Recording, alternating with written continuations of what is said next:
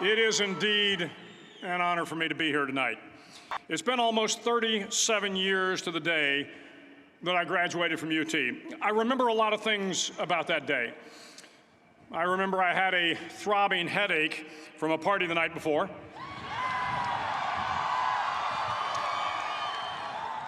I remember I had a serious girlfriend, who I later married. That's important to remember, by the way. And I remember I was getting commissioned in the Navy that day. But of all the things I remember, I don't have a clue who the commencement speaker was, and I certainly don't remember anything they said. So acknowledging that fact, if I can't make this commencement speech memorable, I will at least try to make it short. So the university's slogan is, "What starts here changes the world." Well, I've got to admit, I kind of like it. What starts here changes the world. Tonight, there are almost 8,000 students, or there are more than 8,000 students graduated from UT. So that great paragon of analytical rigor, Ask.com, says that the average American will meet 10,000 people in their lifetime. 10,000 people, that's a lot of folks. But if every one of you changed the lives of just 10 people, and each one of those people changed the lives of another 10 people, and another 10, then in 5 generations, 125 years, the class of 2014 will have changed the lives of 800 million people. 800 million people. Think about it. Over twice the population of the United States. Go one more generation, and you can change the entire population of the world, 8 billion people. If you think it's hard to change the lives of 10 people, change their lives forever, you're wrong. I saw it happen every day in Iraq and Afghanistan. A young Army officer makes a decision to go left instead of right down a road in Baghdad, and the 10 soldiers with him are saved from a close-in ambush. In Kandahar province, Afghanistan, a non-commissioned officer from the female engagement team senses that something isn't right and directs the infantry platoon away from a 500-pound IED, saving the lives of a dozen soldiers.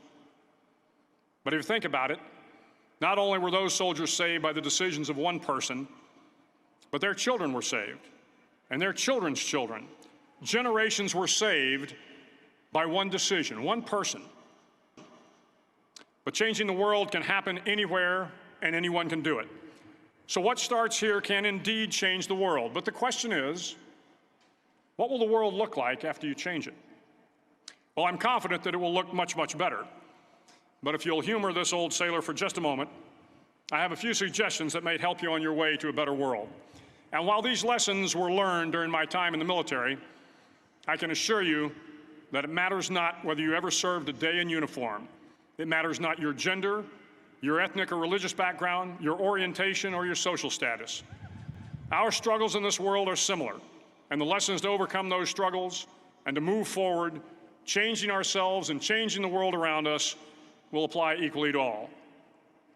I've been a Navy SEAL for 36 years, but it all began when I left UT for basic SEAL training in Coronado, California. Basic SEAL training is 6 months of long, torturous runs in the soft sand, midnight swims in the cold water off San Diego, obstacle courses, unending calisthenics, days without sleep, and always being cold, wet, and miserable. It is 6 months of being constantly harassed by professionally trained warriors who seek to find the weak of mind and body and eliminate them from ever becoming a Navy SEAL. But the training also seeks to find those students who can lead in an environment of constant stress, chaos, failure, and hardships. To me, basic SEAL training was a lifetime of challenges crammed into 6 months. So here are the 10 lessons I learned from basic SEAL training that hopefully will be of value to you as you move forward in life.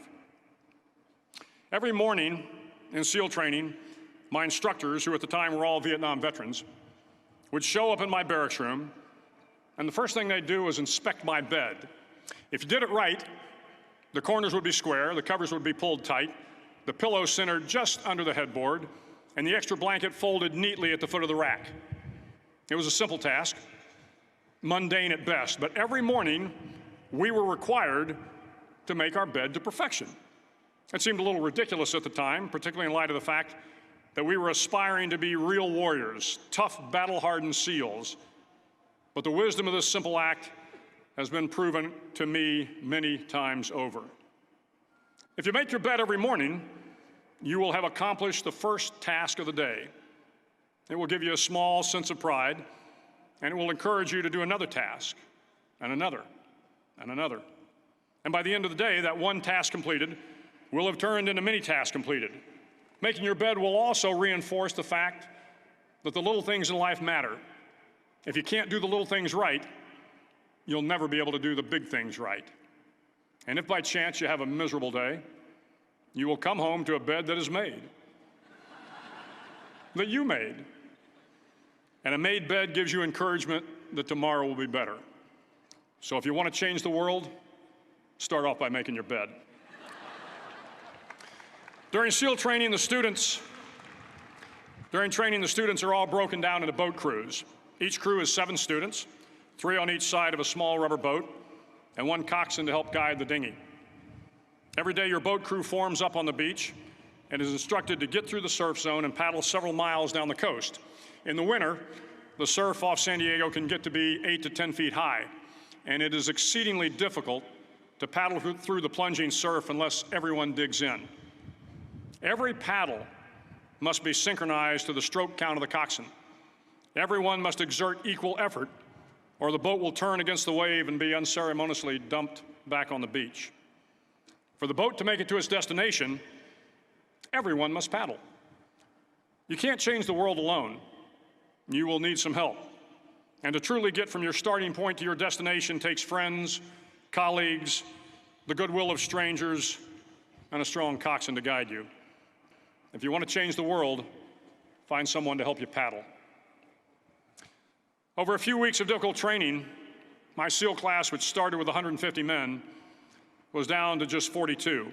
There were now 6 boat crews of 7 men each. I was in the boat with the tall guys, but the best boat crew we had was made up of the little guys, the Munchkin crew, we called them. The Munchkin boat crew had 1 American Indian, 1 African American, 1 Polish American, 1 Greek American, 1 Italian American, and 2 tough kids from the Midwest.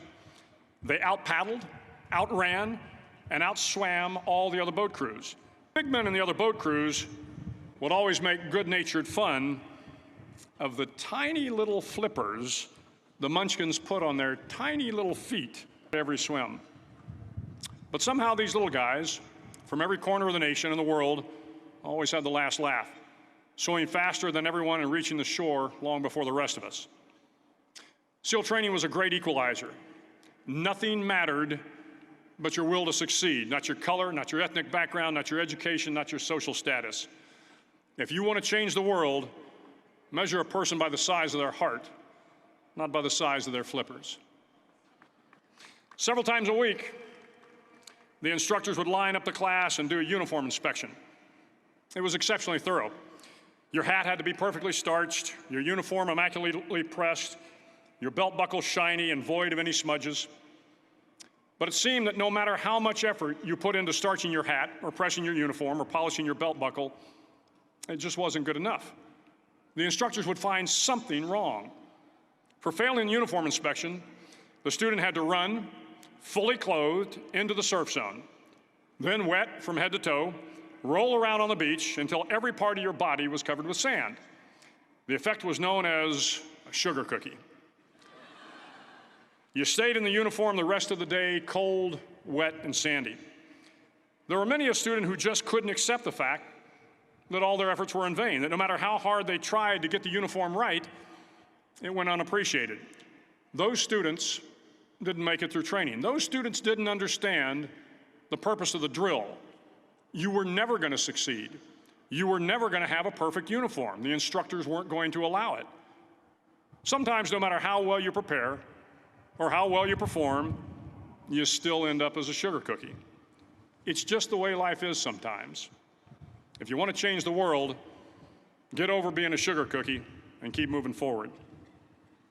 Every day during training, you were challenged with multiple physical events: long runs, long swims, obstacle courses, hours of calisthenics, something designed to test your mettle. Every event had standards, times you had to meet. If you failed to meet those times, those standards, your name was posted on a list, and at the end of the day, those on the list were invited to a circus. Circus was 2 hours of additional calisthenics designed to wear you down, to break your spirit, to force you to quit. No one wanted a circus. A circus meant that for that day, you didn't measure up. A circus meant more fatigue, and more fatigue meant that the following day would be more difficult, and more circuses were likely. But at some time during SEAL training, everyone made the circus list. But an interesting thing happened to those who were constantly on the list. Over time, those students who did 2 hours of extra calisthenics got stronger and stronger. The pain of the circuses built inner strength and physical resiliency. Life is filled with circuses. You will fail. You will likely fail often. It will be painful. It will be discouraging. At times, it will test you to your very core. But if you want to change the world, don't be afraid of the circuses. At least twice a week, the trainees were required to run the obstacle course. The obstacle course contained 25 obstacles, including a 10-foot wall, a 30-foot cargo net, a barbed wire crawl, to name a few. But the most challenging obstacle was the slide for life. It had a 3-level, 30-foot tower at one end and a 1-level tower at the other. In between was a 200-foot-long rope. You had to climb the 3-tiered tower, and once at the top, you grabbed the rope, swung underneath the rope, and pulled yourself hand over hand until you got to the other end. The record for the obstacle course had stood for years when my class began in 1977. The record seemed unbeatable until one day a student decided to go down the slide for life head first. Instead of swinging his body underneath the rope and inching his way down, he bravely mounted the top of the rope and thrust himself forward. It was a dangerous move, seemingly foolish and fraught with risk. Failure could mean injury and being dropped from the course. Without hesitation, the student slid down the rope perilously fast. Instead of several minutes, it only took him half that time. And by the end of the course, he had broken the record. If you want to change the world, sometimes you have to slide down the obstacles head first. During the land warfare phase of training, the students are flown out to San Clemente Island, which lies off the coast of San Diego. The waters off San Clemente are a breeding ground for the great white sharks. To pass SEAL training, there are a series of long swims that must be completed. One is the night swim. Before the swim, the instructors joyfully brief the students on all the species of sharks that inhabit the waters off San Clemente. They assure you, however, that no student has ever been eaten by a shark, at least not that they can remember. But you are also taught that if a shark begins to circle your position, stand your ground. Do not swim away. Do not act afraid.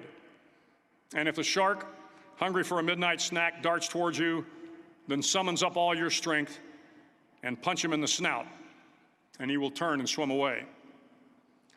There are a lot of sharks in the world. If you hope to complete the swim, you will have to deal with them. So if you want to change the world, don't back down from the sharks. As Navy SEALs, one of our jobs is to conduct underwater attacks against enemy shipping. We practice this technique extensively during training. The ship attack mission is where a pair of SEAL divers is dropped off outside an enemy harbor and then swims well over 2 miles underwater, using nothing but a depth gauge and a compass to get to the target. During the entire swim, even well below the surface, there is some light that comes through. It is comforting to know that there is open water above you. But as you approach the ship, which is tied to a pier, the light begins to fade. The steel structure of the ship blocks the moonlight. It blocks the surrounding street lamps. It blocks all ambient light. To be successful in your mission, you have to swim under the ship and find the keel, the center line, and the deepest part of the ship. This is your objective. But the keel is also the darkest part of the ship, where you cannot see your hand in front of your face, where the noise from the ship's machinery is deafening, and where it gets to be easily disoriented, and you can fail.